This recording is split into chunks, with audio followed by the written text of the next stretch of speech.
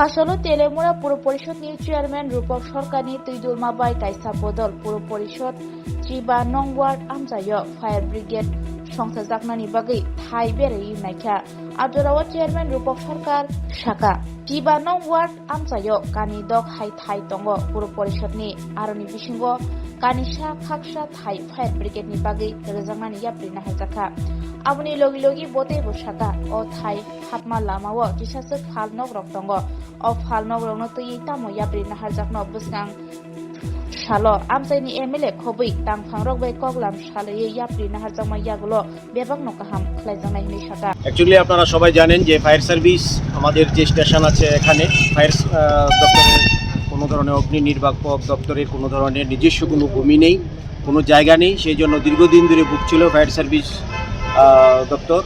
আমরা মাননীয় বিধায়িকার সঙ্গে ফায়ার সার্ভিসের যে উচ্চ আধিকারিকরা ছিলেন ওনারাও ভিজিট করেছেন কিছুদিন পূর্বে।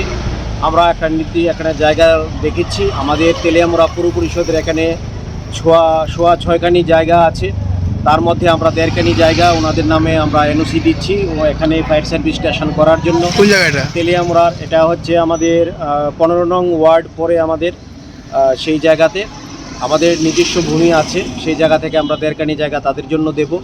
এখন আমরা দেখতে এসেছি যে অ্যাপ্রোচটা কোন দিকে হলে বা জায়গাটা কোন দিকে দিলে ওনাদের সুবিধা হয়। আমরা দুইটা দিক দেখেছি, একটা দিকে কিছু দোকান আছে, যদিও আমাদের জায়গার মধ্যেই সেই দোকানগুলি পড়ে।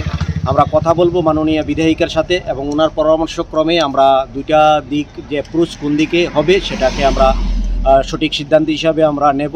সেই উদ্দেশ্যে আজকের এই ভিজিট। আমাদের সাথে আমাদের ফায়ার সার্ভিস দপ্তরের যিনি ওসি আছেন, ওসি সাহেব আছেন, আমাদের councillor, public works standing committee, আমাদের প্রেসিডেন্ট, তৎসঙ্গে লোকাল কাউন্সিলর এবং আমাদের অ্যাসিস্ট্যান্ট ইঞ্জিনিয়ারও আছেন। আমরা ভিজিট করছি, আমরা দেখছি জনহিতে এটা তেলিয়ামুড়ার বাসীর স্বার্থেই এই ফায়ার সার্ভিস স্টেশন এখানে করা হবে। সুতরাং আমরা আশা রাখবো যারা এখানে দোকান আছে বা যেদিকে অ্যাপ্রোচ হোক না কেন, অত্র এলাকার যারা দোকান এখানে করেছেন ওনারাও আমাদেরকে সহযোগিতা করবেন, কারণ উন্নয়নটা তাদেরও হবে, তৎসঙ্গে তেলিয়ামুড়াবাসীরও উন্নয়ন হবে এখানে।